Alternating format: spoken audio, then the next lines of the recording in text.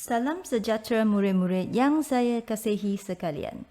Topik kita pada hari ini ialah kesan perkembangan nasionalisme di negara kita dari aspek politik. Kata kuncinya ialah kesan. Okey. Baik. Apakah itu kesan? Setiap perbuatan kita, maksudnya apa sahaja yang kita buat, pasti ada hasil atau kesannya. Contohnya, hari ini kita semua duduk di rumah. Ada kesan tak? Ada. Besar kesannya murid-murid, iaitu kesannya dari segi negara kita, kes COVID-19 sudah semakin menurun. Itu adalah satu kesan yang baik kepada kita semua. Jadi, apakah kesan perkembangan nasionalisme di negara kita dari aspek politik? Perkembangan nasionalisme di negara kita meninggalkan kesan yang dapat dilihat dari aspek politik, ekonomi dan sosial. Kita fokus kepada politik hari ini. Bilangan orang Melayu dalam Malayan Civil Service bertambah daripada 7 orang pada tahun 1930 kepada 20 orang pada tahun 1937. Dalam 7 tahun, daripada di sini 7 orang sahaja orang Melayu dalam MCS, so 7 orang ini ialah orang Melayu kepada 20 orang. Apakah maksudnya? Maksudnya orang Melayu yang kerja untuk British sudah bertambah. Okay, dalam 7 tahun itu, orang Melayu yang kerja untuk British bertambah. Apa maksudnya kerja untuk British? Adakah itu sesuatu yang baik? Ya, ini sesuatu yang baik. Mengapa? Bila kamu kerja dengan British, maksudnya kamu dapat belajar caranya uruskan kerajaan. Maka nanti kalau sudah merdeka, lebih senanglah, lebih pandailah orang-orang di sini untuk uruskan kerajaan sendiri. Okay, jadi siapa yang kerja untuk kerajaan? Contohnya pada hari ini guru saya sendiri, dengan doktor, menteri, semua ini kerja untuk kerajaan. Yang itu dulunya kita panggillah Malayan Civil Service. Jadi ini hasil usaha daripada siapa? Hasil usaha daripada tokoh-tokoh kita, iaitu golongan intelektual berpendidikan Inggeris. Seperti contohnya Muhammad Yunus Abdullah yang mengasaskan Kesatuan Melayu Singapura KMS dan menggesah kerajaan British untuk mempercepatkan, bagi cepat sikit tambah orang Melayu dalam MCS bagi mereka kerja dengan British.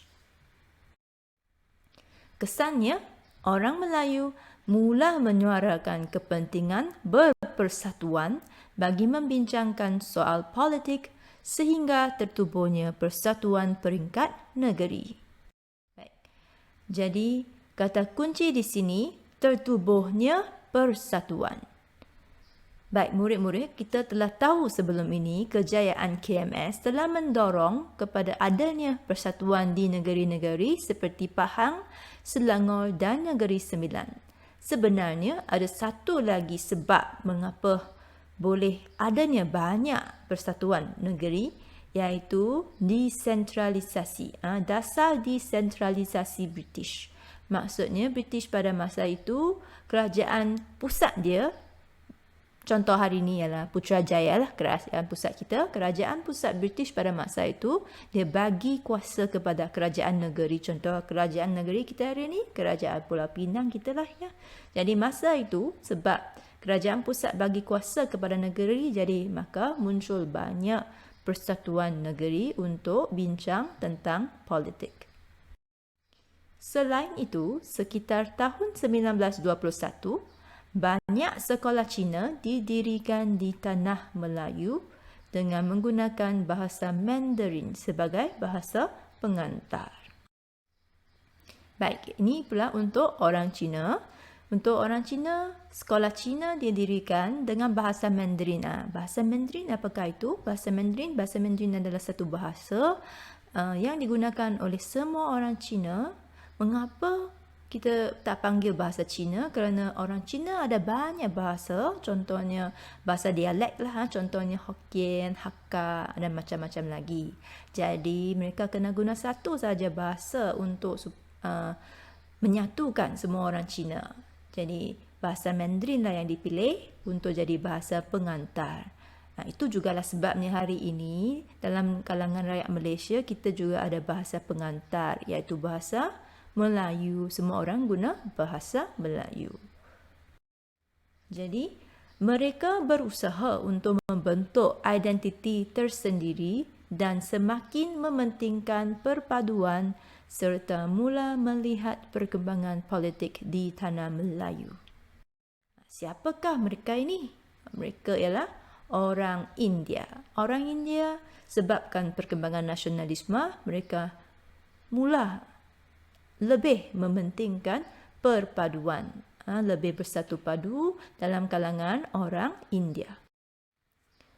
Seterusnya, nasionalisme yang muncul menyebabkan British berhati-hati dan bertindak mengadakan beberapa sekatan.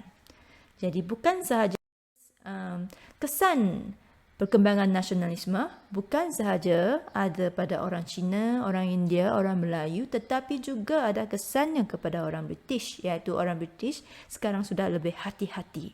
Hati-hati terhadap orang Cina, orang Melayu, orang India kerana mereka nampak sudah semakin kuat, semakin hari semakin kuat. Jadi British kena hati-hati supaya mereka tidak menyebabkan kuasa British semakin kurang di tanah Melayu. Jadi apabila gerakan nasionalisme dikesan oleh British, tokoh seperti Ibrahim Haji Yaakob, Ishak Haji Muhammad dan Ahmad Bustamam ditangkap dan dipenjarakan di Singapura pada tahun 1941. Itulah caranya. Sudah hati-hati. Bagaimana hati-hati? Hati-hatinya ialah bila dapat ada orang yang jalankan aktiviti nasionalisme, British terus tangkap, lepas tu letak dalam lokap. Kita lihat gambarnya. Jadi siapa yang kena tangkap? Antaranya ialah Ibrahim Haji Yaakob, tokoh kita ini di sini.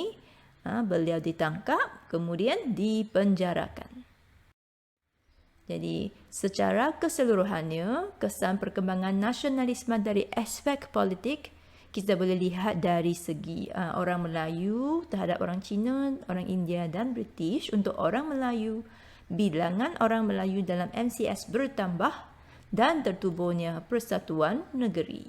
Untuk orang Cina pula, yang fokus dia sekolah Cina dengan bahasa Mandarin sebagai bahasa pengantar. Orang India pula kata kunci dia perpaduan, lebih mementingkan perpaduan dalam kalangan orang India. Dan akhirnya British kata kuncinya hati-hati dan menangkap tokoh nasionalisme seperti Ibrahim Haji Yaakob dan penjarakan mereka. Baik, itu sahajalah untuk pembelajaran kita pada hari ini. Kita nampak daripada usaha tokoh dahulu memang ada kesan yang amat menggalakkan dari segi politik. Maka kita sebagai rakyat mestilah terus berusaha untuk mengekalkan kedaulatan negara dan mengisi kemerdekaan negara kita pada hari ini. Sekian, terima kasih.